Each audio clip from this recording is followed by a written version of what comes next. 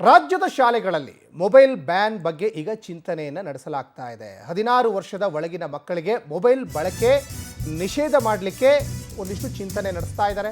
ಮಕ್ಕಳ social media ಬಳಕೆ ಬಗ್ಗೆ ಸಿಎಂ ಕಳವಳ ವ್ಯಕ್ತಪಡಿಸಿದ್ದಾರೆ. ಮಕ್ಕಳಿಗೆ ಮೊಬೈಲ್ ಕಡಿವಾಣ ಹಾಕುವ ಅಭಿಪ್ರಾಯವನ್ನು ಕೂಡ ಈಗ ಸಿಎಂ ಸಿದ್ದರಾಮಯ್ಯನವರು ಕೇಳಿದ್ದಾರೆ. ಸರ್ಕಾರಿ ವಿಶ್ವವಿದ್ಯಾಲಯ ಕುಲಪತಿಗಳ ಒಂದು ಪ್ರಗತಿ ಪರಿಶೀಲನಾ ಸಭೆಯಲ್ಲಿ ಚರ್ಚೆ ಮಾಡಿದ್ದಾರೆ. ಸಿಎಂ ಸಿದ್ದರಾಮಯ್ಯ ಪ್ರಸ್ತಾಪಕ್ಕೆ ವಿಶ್ವವಿದ್ಯಾಲಯದ ಕುಲಪತಿಗಳು ಈಗ ಒಪ್ಪಿಗೆಯನ್ನು ಸಲ್ಲಿಸಿದ್ದಾರೆ.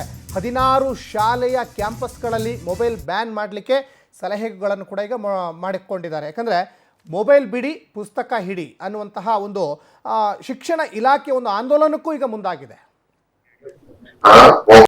ಇನ್ನೊಂದು ನಾವು ಯೋಚನೆ ಮಾಡ್ತಾ ಇದ್ದೀವಿ, ಚರ್ಚೆ ಮಾಡ್ತಾ ಇದ್ದೀವಿ. ಈಗ ನೀವೆಲ್ಲ ವೈಶಾಖಗಳು ಇದ್ದೀರಿ, ನಿಮ್ಮ ಅಭಿಪ್ರಾಯಗಳು ಕೂಡ ಕೇಳಲಿಕ್ಕೆ ಬಯಸ್ತೇನೆ.